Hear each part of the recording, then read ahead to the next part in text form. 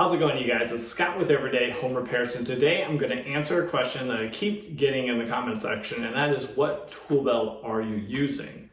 So this tool belt is made by Toughbuilt, and it's a very flexible system, and it's why I think it's one of the best, if not the best, tool belt on the market for the DIYers that are getting into a multitude of different projects, or the handyman that also is going to cover the spectrum. So this specifically is the ClipTech set or system made by Toughbuilt. Now, you might have seen in your local Lowe's or Menards, which are the two stores that carry Toughbuilt in my area, you might have seen their sawhorses, their tool belts, knee pads, or a few other products that they make. And they really actually don't make that many different products. They only focus in a few different areas, at least currently. Now, the big reason that I went with Toughbuilt 6 months ago, when my old side pouch was ripping out and was just weighed down with too much weight and couldn't handle it anymore, is I needed something that could carry most of my tools, so I could always have it in my truck and then pull it out for my rental properties, I'm working on my renovation projects, or I'm just at home. I can grab the tool belt and there's probably a 90% chance that I have the tools that I need to do the job. And then that ClipTech technology allows me to have all the tools on me, but then easily unclip and lighten the load so I'm not carrying around that much weight all the time, and reconfigure it to the project of the day. So let's jump in and look at a few of the other features that I think set this tool belt apart and puts it at the top of my list. So feature number one is obviously the clips themselves. So I can carry the vast majority of the tools I need for the day and just easily take those off and then set those on the counter. Now, the original setup that I got consisted of these two, which is just your handyman setup. So it kind of has your larger pouch and then a smaller pouch for a little bit more like maintenance calls. Now, I need a little bit more capacity, so I went with the electrician pouch, and that is actually what I carry standard. Is I carry the larger pouch from the handyman setup and then this electrician pouch. And that carries the tools I need for about 90% of the jobs that I do. But if I come in to one of my properties and I just want to lighten the load and I know I'm going to be like swapping out all the receptacles for the day, so I would take all my tools off. I'll just do the one small pouch and then just get the tools that I need, like my stripper, my non-contact voltage tester, my fastback Milwaukee razor blade. And I'll just start outfitting. Maybe I need a tape for whatever reason, but I'll just outfit it for what I need specifically. My micro cutters. And then I just go to work. So now I have about 15 pounds less on my tool belt, and it's much more comfortable to get the job done, but I have all of my tools here ready to go. So you saw that pouch fall down. Actually, the feature number two that I really like from this system makes it so that doesn't happen. And that is, all the larger pouches have kind of a kickstand that kicks out, and then you can just lie the pouch back. So if you're coming into the job, you want to set your tool belt down, you don't want it to fall over and then you have screws and screwdrivers and everything else falling out, you can use the kickstands and get them in position, and then they're ready to go. Your tools are all accessible and they're securely held in that place, which I think is a pretty cool additional feature. So let's take a closer look and you can see at least how I have my tools set up.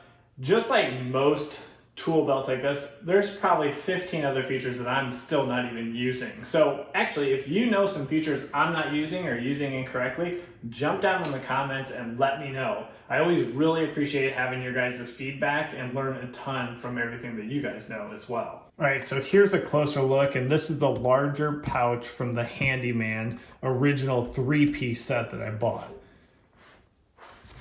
Really has the one large compartment, but within this compartment they actually do have separate slots, so you could organize your pliers better than what I currently have them.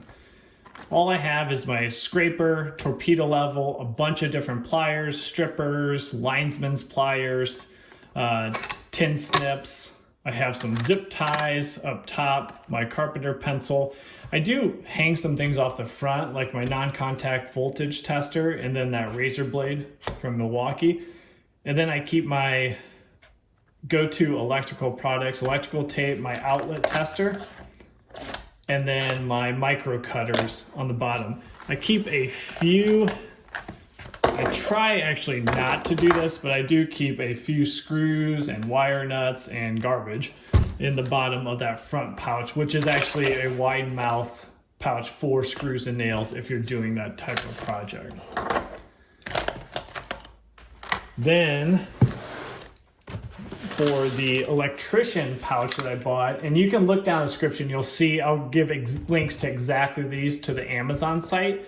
And that does help the channel out, guys. We get a little bit of an affiliate commission for no extra cost to you if you guys order through that link. So that is much appreciated, but you definitely don't have to do that. So you have your screwdriver holders off the side. This is also a big question we get. These are ECX screwdrivers from Milwaukee I really like for electrical work. Got my flathead here. Holder for your tape. So I just have my Teflon tapes coming off that, but you could put electrical tape there as well. Have a few Sharpies and a Milwaukee Marksall marker. And then I just have various Allen wrenches, a painter's tool, lights, screwdrivers, crescent wrench, vice grip, and then small pouches up front for like stud finder. I have a razor blade in there, a few tools to take trim off without damaging it, nail punch, and then carrying the measuring tape off this one.